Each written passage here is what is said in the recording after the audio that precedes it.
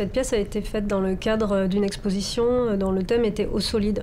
Donc j'ai voulu partir à rebours finalement du thème et proposer un environnement complètement desséché, où justement l'eau était complètement absente, puisque voilà, il y avait le sel comme ça qui donnait quelque chose de très très aride. Et en même temps, on aurait pu aussi penser que ça pouvait représenter en quelque sorte la neige. Et finalement, l'eau, elle était présente par le son, dans l'écoulement qu'on pouvait entendre, mais aussi dans l'usage des champignons qui, pour la plupart, sont constitués à 99% d'eau.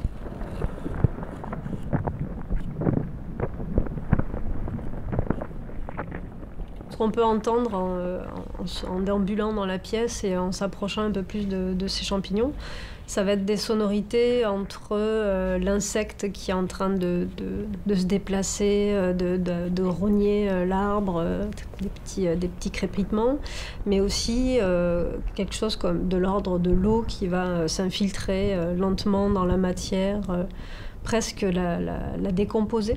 Et en même temps, dans ces sons qui peuvent être assez reconnaissables, il peut y avoir des petits crissements ou des petites oscillations de sons un peu plus électroniques qui vont faire basculer un petit peu la sonorité vers quelque chose d'un peu étrange, un peu décalé, un peu science-fictif.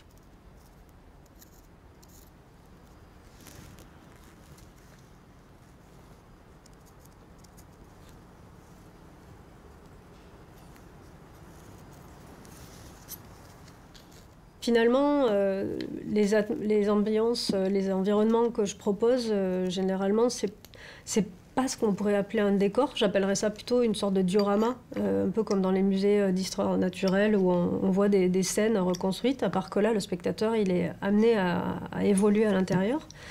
Il est aussi amené finalement à prendre part totalement au paysage dans lequel il évolue, puisqu'il n'y a jamais de présence humaine, ni au niveau sonore, ni au niveau visuel. C'est un petit peu comme dans les tableaux de Gaspard Friedrich, où en fait il y a une personne comme ça qui contemple quelque chose. Et finalement, moi j'ai envie que le spectateur il rentre dans un état un petit peu de contemplation. On est un petit peu dans quelque chose qu'on pourrait qualifier de science-fiction pauvre. C'est-à-dire qu'on n'est pas dans un environnement complètement futuriste, mais vraiment quelque chose de l'ordre d'une réalité parallèle.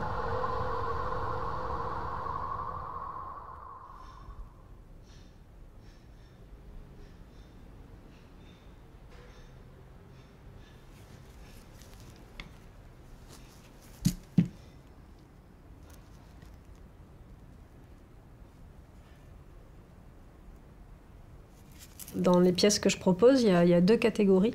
C'est-à-dire, il y a celles où ça va être des environnements vraiment globaux, où on va être complètement immergé puisqu'on rentre à l'intérieur.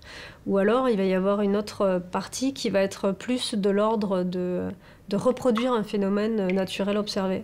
Et cette reproduction, c'est vraiment une imitation qui va être faite avec des outils soit mécaniques, soit technologiques, et qui vont me permettre d'imiter, par exemple, je sais pas, un éclair en néon ou une flaque d'eau, enfin une goutte d'eau qui tombe dans une flaque juste avec du son et les mouvements de l'eau.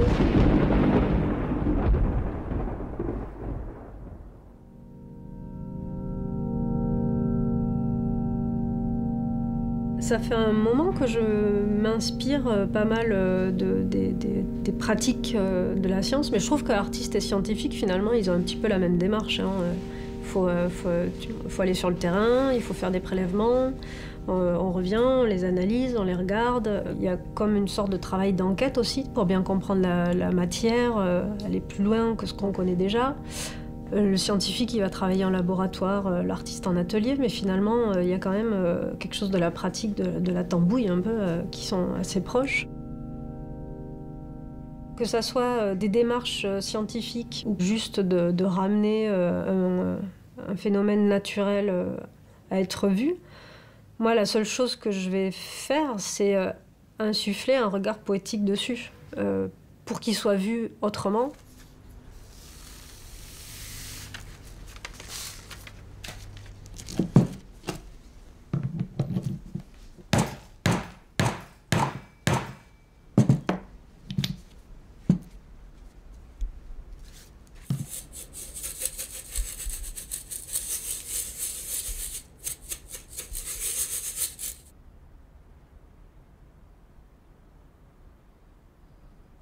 Le spectateur, il va avoir sa temporalité humaine, on va dire. Mais l'usage, par exemple, des minéraux, qui est très très fréquente, ou celle des végétaux, c'est des temporalités complètement différentes. Même, par exemple, les champignons, il y en a qui poussent à une journée, il y en a d'autres qui vont croître de 1 millimètre par an. Et au niveau des pierres, par exemple, je trouve ça assez fascinant qu'on soit en train de marcher sur des pierres qui vont de millions à des milliards d'années, qui étaient là pour la formation de notre planète. Et c'est tous ces rapports de temps, en fait, qui m'intéressent.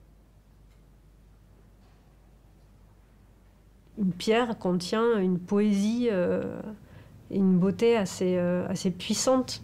Donc juste le fait qu'elle est là, on a l'impression qu'elle a toujours été là, mais pourtant elle se transforme, ça évolue. C'est peut-être la seule chose qui rend palpable, je trouve, l'immensité sur laquelle on pose les pieds. Puis nous, les hominidés, on est vraiment une poussière. Ça va durer très peu de temps d'ailleurs. Je pense que ça va vachement... Notre extinction s'accélère à vue d'œil. Mais voilà, les pierres, elles étaient là avant nous et ils seront bien, bien longtemps après nous, comme disait Roger Caillois. Donc c'est quand même quelque chose d'assez fascinant et pourtant tellement banal.